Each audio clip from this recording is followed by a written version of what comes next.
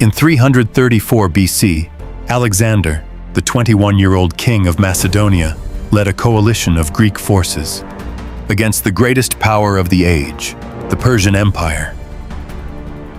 He led an army of skilled veterans at its heart, men of the Macedonian phalanx. Armed with the 18-foot sarissa pike and the elite horsemen of his companion cavalry. Together, at the Battle of the River Granicus, they'd won a first decisive victory over the Persian army. Now, as Alexander approached Sardis, capital of the Persian province of Lydia, its commander surrendered without a fight. But before Alexander could advance further, he needed to neutralize Persian naval power. Persia had a powerful fleet, with major naval bases around the eastern Mediterranean, that could potentially cut his lines of communication back to Greece. Rather than challenge the Persians at sea, Alexander decided to attack their nearest bases, the Greek coastal cities of Miletus and Halicarnassus. Both put up determined resistance, but were taken by winter. The following spring of 333 BC, Alexander continued his advance into Lycia and Phrygia. At Gordium, he was shown the legendary Gordian Knot. A prophecy said that whoever could unpick it would rule all Asia. Alexander simply took his sword and sliced it in half.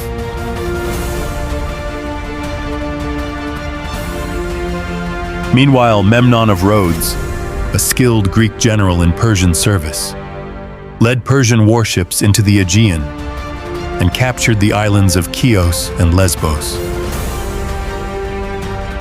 But after Memnon's sudden death from illness, the offensive was abandoned. 18 months had passed since Alexander's army crossed the Hellespont and invaded the Persian Empire.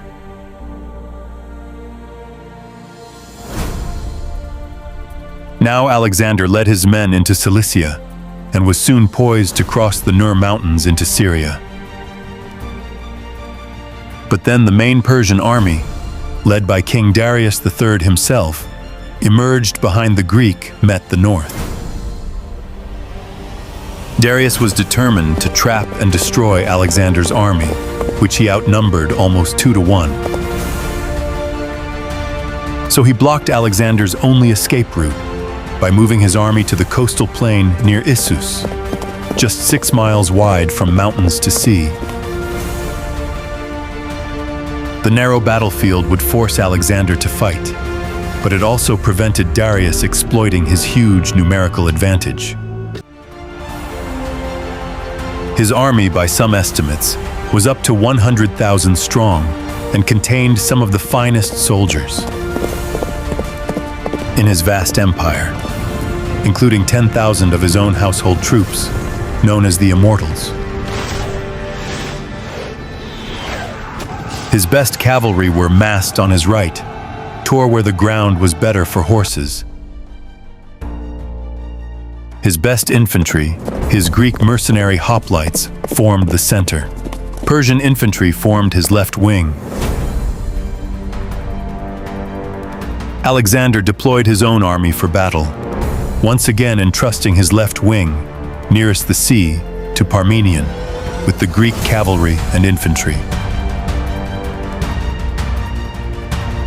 In the center, as always, was the Macedonian phalanx. Alexander positioned himself and his best troops on the right wing, toward the mountain slopes, his elite Agriani javelin throwers, his archers, and behind them, the Hypaspists and the companion. When Alexander saw the strength of the Persian cavalry facing Parmenion on the left, he moved across his Thessalian cavalry to reinforce him. Despite his overwhelming numbers, Darius held his position behind a small river, the Pinaris, and waited for Alexander to attack. He didn't have to wait long. Alexander called out to his men, urging them to fight bravely, picking out some by name. Then, at the head of his army's right wing, he charged.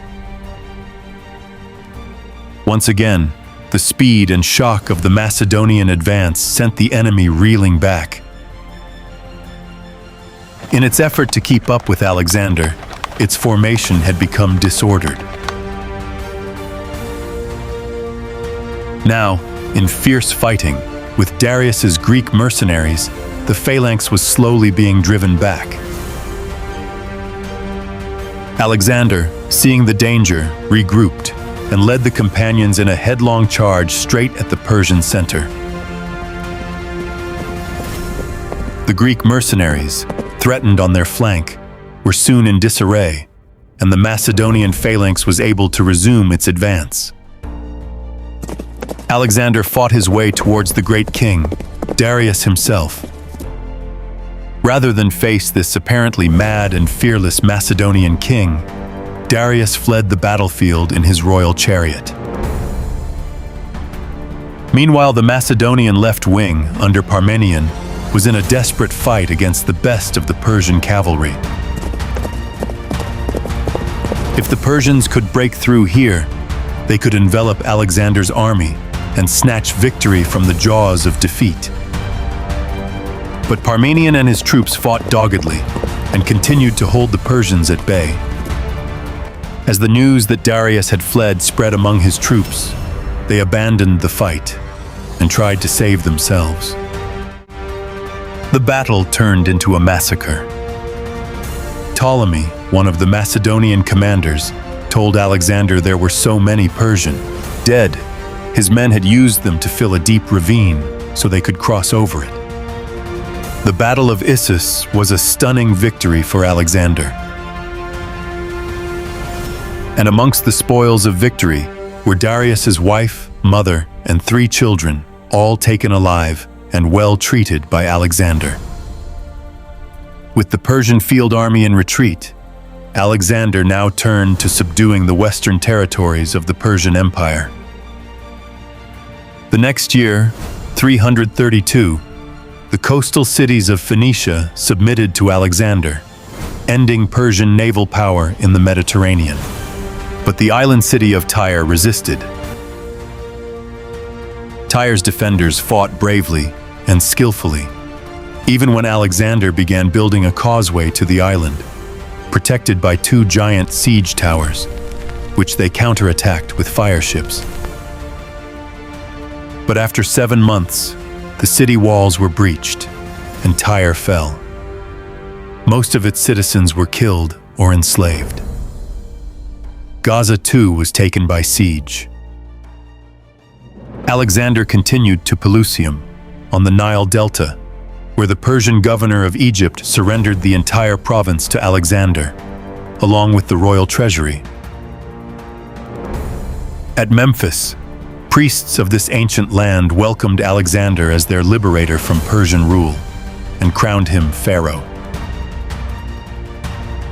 At the mouth of the Nile, he founded a new city, Alexandria, then traveled to the desert oracle of Siwah, where, according to some accounts, the priests welcomed him as son of Amun, king of the gods.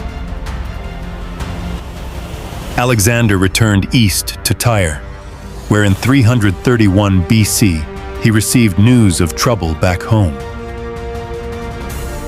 Despite his great victories over the Persians, many Greeks regarded Alexander as a tyrant. Antipater, Alexander's commander in Greece, was already dealing with rebellion in Thrace. But he quickly marched south and met Agis in battle near the city of Megalopolis. Even the legendary Spartans were now no match for Macedonian military power. The Spartan army was crushed. King Agis himself was among the fallen. With his base in Greece secure once more, Alexander advanced towards the Persian heartlands, seeking a final showdown with Darius. He received a letter from the Persian king, offering him a fortune in gold, his daughter in marriage, and half his empire in exchange for peace. But Alexander's stunning victories, all the oracles and acclamations, had now convinced him that his destiny was to rule the world. He rejected the Persian king's offer. He didn't want half the empire. He was coming to take it all.